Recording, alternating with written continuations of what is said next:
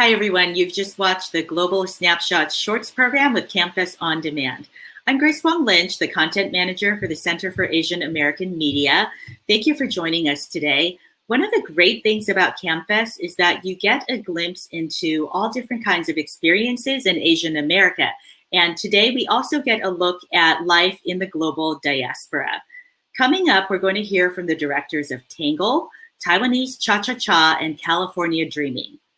And they will represent experiences from Iran, Taiwan, and Cambodia. First off, we have Maliheh Gholamzadeh, whose animated short Tangle tells us the story of people who lost their homes due to war. She can't be with us in person, but we have a short video to show.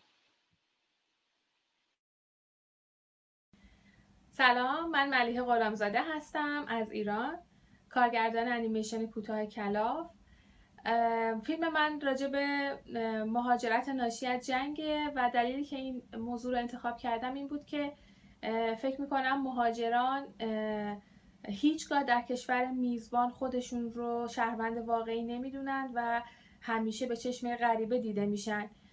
بنابراین مشکلات و سختی هایی رو که تحمل میکنن تنها به امید این هست که بتونن یک روزی به وطنشون برگردن و دوباره اونجا زندگی کنن.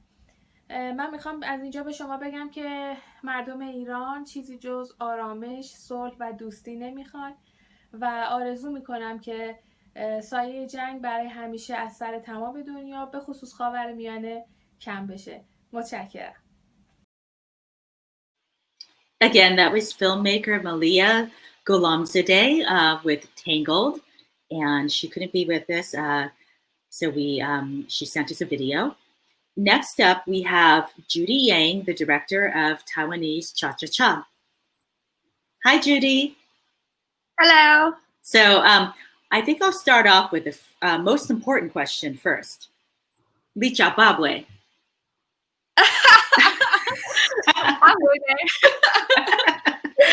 Okay, well, I just exhausted my vocabulary, so we're just going to do the rest of the interview in English. So I'm curious, what gave you the idea to create this movie? It has a really interesting interesting idea of language loss and people trying to reclaim their mother tongue of Taiwanese. Can you tell us about it? Yeah. So I made this film when I was still in San Francisco State University because when I was studying there the second or third year, my grandma passed away. So I was very lucky because the 6 months before she passed away, I was in Taiwan and then I was trying to talk to her, but she was so sick. When I was growing up, she always talked to me in Mandarin. It was not her native language, but she managed to talk to me that way. But when she was so sick, she couldn't process Mandarin anymore. And so it was my turn to talk to her in Taiwanese, but my Taiwanese was so broken. It was when I realized I cannot talk to the person I love the most in the world in her native language, which was supposed to be mine too, but I can't speak it at all. And so I started thinking about this very complicated situation and made this film. Yeah. And I find it interesting because I know that a lot of younger people don't speak Taiwanese, even though they come from families that speak Taiwanese. And I'm curious how it was finding actors to play the Taiwanese speaking characters in your film. So actually you can young people can be divided into two groups. People from the north don't speak Taiwanese that often, but now I live in Taichung with my family, and usually to the people to the south of Taichung. And Taichung is in the center of Taiwan. Yeah. Sorry. Yeah. So more people speak Taiwanese, and the actress who spoke fluent Taiwanese, she's from the island Penghu. Oh, okay. Yeah. I think she speaks very well. So when I was trying to find the actress, I know probably a lot of them cannot speak Taiwanese if they're from Taipei, but if you look from other areas, it's possible. Oh, that's interesting. Because my relatives are mostly from Taipei, and I grew up speaking Taiwanese in America because I was raised in America. And then when I went to Taiwan, I couldn't speak to any of my cousins. I could communicate with my grandparents and my aunts and uncles, but I couldn't communicate to anybody my age or younger. That's very interesting. Yeah. So I'm wondering, is there more interest in people learning how to speak Taiwanese in recent years? Yeah, like for my cousin who are like elementary school or middle school, they have to start taking local languages classes from elementary school. And like this year in Golden Melody Award, it's like the biggest music award in Taiwan. The best album was given to Aboriginal singer. Like the entire album was made in her language. So I think people are more and more aware, but the problem is, do we need it? Like when we're doing business like that, and then if you don't feel the urgency to use it, then probably it's going to fade. And that's a theme in your movie. Like I hear many people bring up in the movie, oh, why don't you learn English? Or if you want to do business in other places like Australia or the United States, you need to learn English. So is that a real thing? Is that the way people think?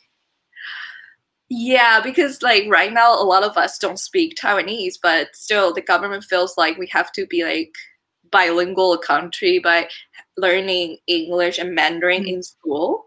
And also it also happened to me. Like I was talking to my grandpa, like, oh, I really want to start learning Taiwanese like fast because grandma is so sick. Yeah. And my grandpa was like, if you have that time, why don't you go learn English? I mean, he did it in a kind way. He was like, you need to think about your future like that. So I think it's a struggle. I believe he loved my grandma as much as I do, but he loved me so much, he feel like I should think about my own future more. Yeah, common for people to think like that. How has the movie been received in Taiwan? Have you showed it to audiences in Taiwan? It's very odd, and I think it's probably because I made it in San Francisco, so I had the American audience in mind. So it went to festivals in States, like several festivals in States, and also Japan, and like other countries, but just not Taiwan. Really? Yeah. Have you heard feedback from people in the United States? What kind of feedback have you heard from audiences in America? I remember one thing that kind of synchronized with me. Like she was like the audience was talking to me. Like she also lost her family member a few months ago before she watched my film, and she was thinking about like how to process it.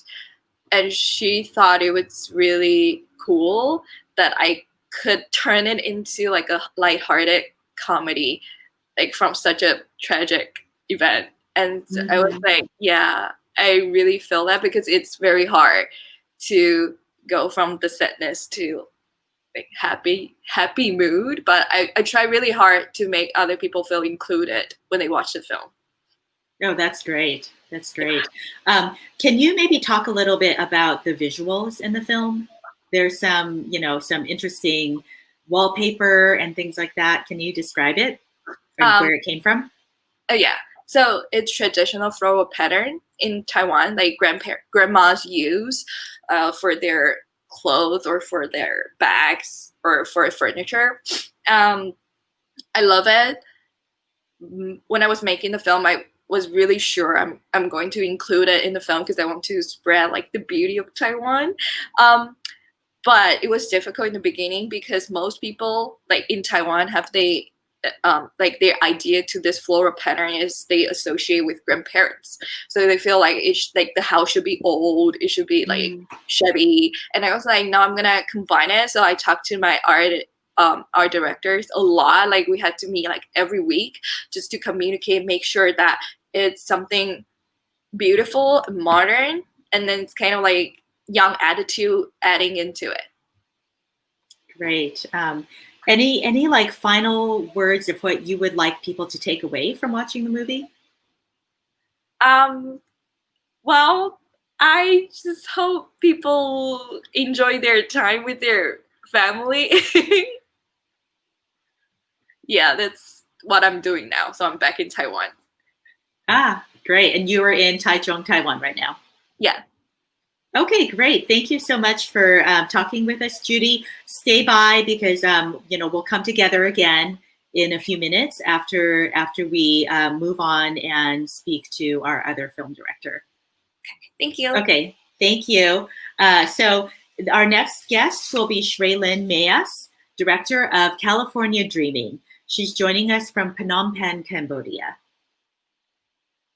Hi, Sreylin. How are you? You need to turn your mic on. Okay. Hi, Sreylin. How are you? You good? Good. I'm Thank good. And you. I'm doing great. So yeah, California Dreaming. Can you tell us a little bit about how the idea for this story came about? It's I guess making the first short film. For me, it's very very pure. That's why the idea is really comes and it's such a personal thing. And I would say I didn't know where how I wanted to begin and how I wanted to end, but it was purely instincts and yeah, purely instinct. Was there one character that you feel that you relate to, especially in the film? I would say a lot of dialogues and a lot of experience between both actresses are actually personal, like almost way too personal because everything that they said is really me experiencing it. And then I think at the same time, it's like me questioning it, or explore at the same time as them. Yeah. So I feel like the movie, it has a very feminist theme to it. The characters, the two main characters are both women, and even the characters that don't appear on the screen, but we hear about them, the mother and the older woman who owns the home that they go to. So was that intentional, or how did that come about? Yes, again, I would say during the writing, the process of the writings, and then I met some people like the owner of the house. When we spent time together, I was like so amazed by her. Like, wow, this woman is, she faced a lot of things, so struggle, but she collect something, like collect something old. So I feel like what it's like to collect something old, like to bring an old house in another province and rebuild in your place, in your new land. But her land is so big and so many trees, and it remind me that maybe she missed something. It's the same thing as me, like when I stay, when you get older and stuff, sometimes you miss your childhood. So I was just really amazed by her and probably trying to feel she feel. So yes, talking about the mother, because I guess we way more connected than my father. And yeah, the worriness of the woman and the ways the woman thinks. Yeah, that's pretty universal, I think. What about California Dreaming? I was waiting for one of them to leave to California, and so that didn't happen in the course of the film. So I'm wondering why the title California Dreaming. Maybe she was at California. Maybe she's already there. I think for me, California Dreaming, the title itself, it's such a symbolic of something we're looking for, and maybe it sounds beautiful and perfect, and maybe if we've been there, if we're going there, we're not even sure if we're going to be happy, because life is carry on with a bit of everything. So California Dreaming is originally the idea come from Wong Kar-wai film, Chungking Express. Yeah.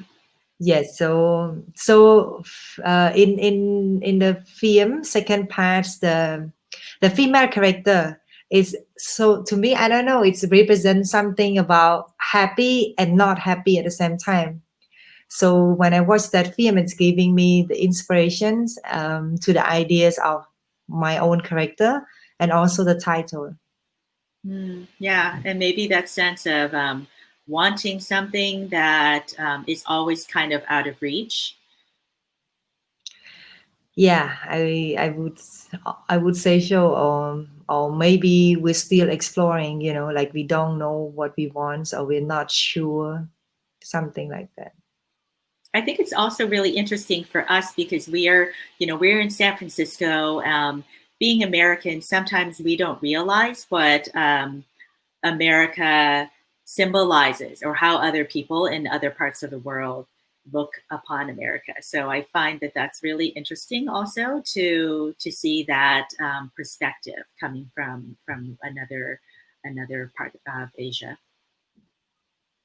Yeah, I think there's one dialogue, the part of the balcony scene between the two actresses, and there was the ones that is the waitress she mentioned about when she was 15, and she got kind of forced engagement or arranged engagement. I would not say forced because for me, it was my own experience, but the guy, I think he's from New York. I never met him, and my parents set up. So yeah, so for me it's somehow some way a part of it, like I wanted to live in the States, I wanted to have a good life, but what is good life? So I would just make a bit of part of my journey since I was younger. And I think that's the most interesting part, because I was like, why would I need to include this in my own film? Like, why is this guy and this story, this part is important for me to include it? And I finished the shooting, I never know, and I realized that it's probably making me feel broken heart when someone's even arranged marriage and you don't even met each other, and then one day the guy really disappear. So it's, for me, it's kind of a childhood broken that your family doesn't know because they arrange it, but because they don't think about the feeling, they were just over there. America, good life, that's it, simple. I hear a lot of common themes of, people, families wanting their children, their daughters to have a better life. And maybe that dream doesn't appear like what the reality turns out to be like. Thank you for sharing your Yeah, story, by the way. That's I really appreciate you sharing your personal experiences. you're welcome. Yeah, it's